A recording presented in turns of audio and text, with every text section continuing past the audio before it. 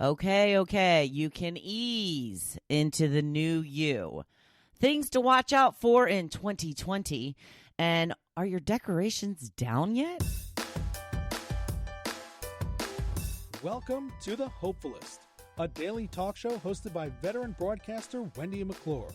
Join Wendy each day as she shares her life lessons that transformed her from perpetual pessimist to the ultimate hopefulist. The perfect morning show to get you caught up on the day's top stories while sharing insights that will lead to positive transformation and bring out the hopefulist in you. For more inspiration, visit Hopefulist.com. And now, here's your host and hopefulist, Wendy McClure. Good morning. It is a Friday. Oh, woo woo. The weekend is here already. Next week is going to seem like the longest week ever. So enjoy yourself. Relish in this weekend because it's back to 5 days a week come Monday. It is Friday, January 3rd, 2020, day 112 of Gotta Get on Ellen, and day one of the 30-day challenge is done. I did pretty well yesterday. Got to give myself a little pat on the back. I stuck to my eating regimen. I didn't even have my nighttime snack because I'm not sure if you just heard that computer noise, but that was very annoying. I did not eat my late night snack because I ate my dinner much later than I normally would. I normally eat dinner around 5 o'clock. Last night I didn't do it till 6:30. I had a conference call with somebody who gifted me a conference call to go over some of the aspects of my business. It was invaluable, and I am super pumped and super excited about some of the things we discussed and getting them into action. So I didn't eat dinner till 6:30, so I didn't even eat my nighttime snack. Now, typically, I would have some wheat pretzel sticks for my snack. But since I'm doing no carbs, aside from fruits and veggies, I have decided to go with a couple of cashews. I love cashews. Love them. I always have a big container of cashews on hand, and I put them out when I serve cheese and crackers and any kind of snacks and stuff like that. So I actually did forget to put them out on New Year's Eve. Oh, my goodness. Just remembered it now. 3 days later. I think it was okay. We didn't put out most of the snacks we had planned on putting out because we were still so full from dinner. So I have decided that I'm going to do a couple of cashews as my nighttime snack, and that should make me feel a little more full than the pretzels. Anyway, that's what I'm hoping because, the cashews are a lot more calories and a lot more fat. But, it's the good fat. It's the good fat. We need some good fat in our lives. So far, I only see bad fat on my belly and my thunder thighs. But, it's day one. Day one is down. Now I'm on day two. We got this. Speaking of nutrition and goals and counting calories and fat, new this year, the FDA has implemented new labels for our nutrition packaging, for our nutrition labels on packaging. Instead of just posting how much the nutritional content is for one serving, they are now doing it for the entire package. Say this comes in handy if you typically sit down with a huge bag of Doritos. You can look and see how many calories and how much fat content one of those bags is. Now, I'm hoping that you don't sit down with a big, huge bag and go through the whole thing. There was a time that I did that. I could not do that now, thank goodness. But, maybe like the big grabs that you just get for lunch or whatever, instead of just having the serving size, they're making it so simple for us now. I have a package of cashews that my hubby got me in my Christmas stocking. They are salt and pepper cashews. Looking forward to breaking this bad boy open. So, according to the nutrition facts, this has already made the transition. The serving size is about 3 tablespoons, And they say that in the package, there's about 2 servings. So the calories for one serving is 160 calories. The calories for the container are 390. So you just don't have to do the math in your head anymore. There you go.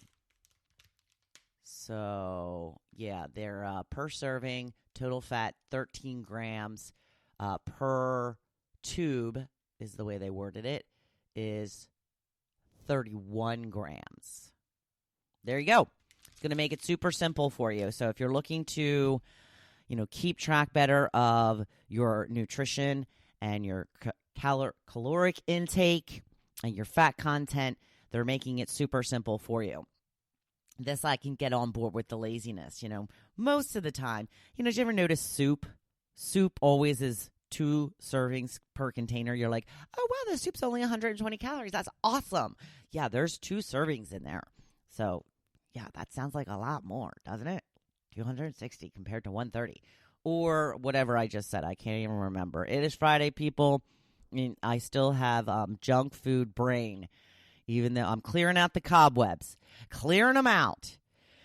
Another thing I've seen making the rounds on Facebook that you should be aware of in this year of 2020, they are warning you and advising you when signing legal documents this year, make sure you completely write out the year 2020, because if you abbreviate it with just 20, like we have been for the past 19 years, we would do 00, 010, not 010, but 10. And then last year we were doing just 19. If you just put 20, somebody can put another number after that. So if you're writing just 20, somebody can write a little 19 next to it.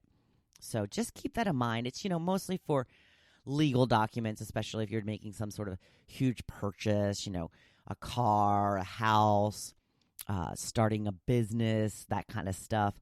Just keep it in mind. It's probably not that big of a deal for checks. Just do it anyway to be on the safe side, right? There you go. So apparently I found out on the news this morning that this Sunday, January 5th, is the busiest day of the year for online dating. Are you single? Are you looking to mingle? Get on it. Get on a dating site. I think Match is still a pretty dominant force in the dating world. I know eHarmony is still around. They're still sending me emails. I'm like, been married 8 years now. I'm good. But, yeah, so there's plenty of free ones, too. You can get on Plenty of Fish. You can get on Tinder. I don't know. Tinder's a little bit more of a hookup site, I believe. Although I have heard stories of people that get married that met through Tinder. So, you just never know. Speaking of funny stories, did you hear about the story that Sharon Stone was on a dating website? I can't remember which one it was now. She went on a dating site as herself, and everybody called BS. They're like, this isn't Sharon Stone. This isn't Sharon Stone. They had so many comments on it that the dating site took her profile down because they thought it was somebody impersonating her. Turns out it was really Sharon Stone. Could you imagine being on like Plenty of Fish and you come across Sharon Stone and it's really Sharon Stone? Yeah. I don't know. I personally think that would be a little too much date for me. I think she'd be a little too much for me. I mean, I don't date women, but, just thinking she'd be a lot in every sense of the word. I'm going to leave it at that. I don't want to slam Sharon Stone. I like Sharon Stone. But yeah, just some of the movies she's been in. I mean, come on. Okay, I'm going to move on to the topic. I was asking you guys about when you take your Christmas decorations down. Now, the last couple of years, I had taken my Christmas decorations down by the first week in January. I think I did it over whatever that first weekend is after New Year's. Maybe it was New Year's. I don't remember.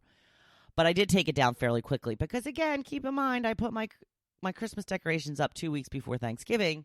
So we're going on, 2 full months here that I've had my Christmas decorations up. And that's okay because I love them. I love them.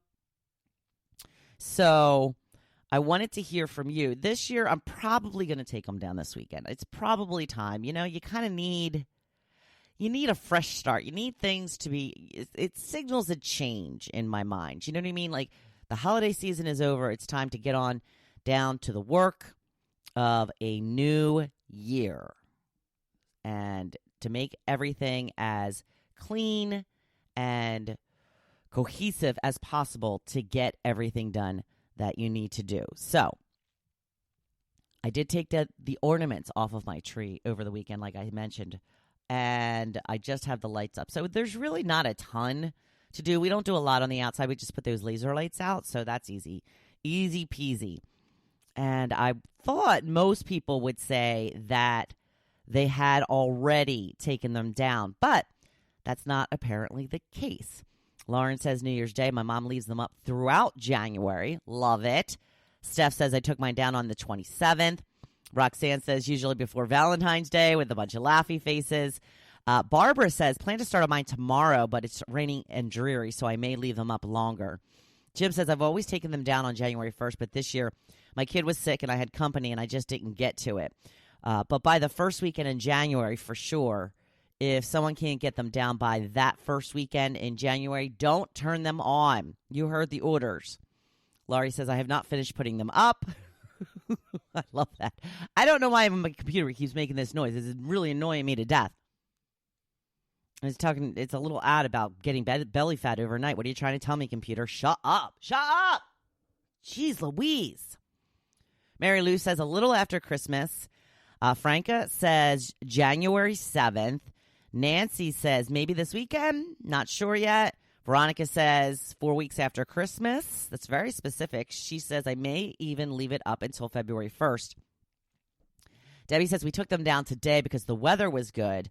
Joanne says yesterday. Diane says normally after Little Christmas, which is the 7th of January, but it's gone now since it was warm out. Adele says it started yesterday, got everything except the tree down.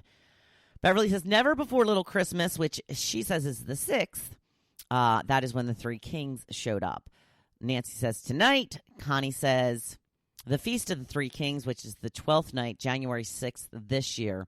Carol says working on it right now. Tomorrow I vacuum and thorough dust and put my coastal decorations back out. That's the other thing. You kind of get your regular stuff back in. It kind of feels a little bit more normal. Ernest also says after January 6th.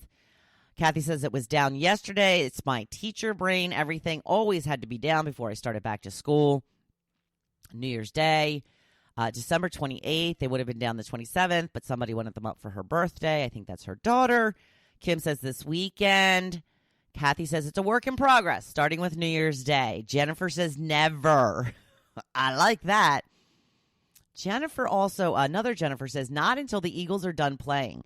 2 years ago, the tree stayed up until February. I guess she's got some kind of superstition linked to her tree and the Eagles winning playoff games. Donna says yesterday. Christina says it took mine down 2 days ago. Linda says at least 2 weeks after Christmas. And Kate says I started a little on January 1st, the rest by this weekend. And Linda says yesterday, then posted a GIF. And I believe I posted this on my Facebook page last year, the day I de-decorated. It's a picture of Will Smith in the empty house of the Fresh Prince of Bel-Air. And it says how it feels when you take down your tree and decorations. Yeah, it's so kind of depressing, isn't it? It's like you're just sitting there and everything looks so bare. It's depressing. But, fresh start, clean start. Everything is back where it should be. And you can get down to the business of living your best life. Speaking of your best life, kind of went off on a little bit of a tangent yesterday. I was a little upset. I didn't get anybody tell me any of their big goals for 2020. So I decided maybe you aren't ready to shout it out from the rooftops. Maybe it's time to just ease into it. I told you my wish is for you to roar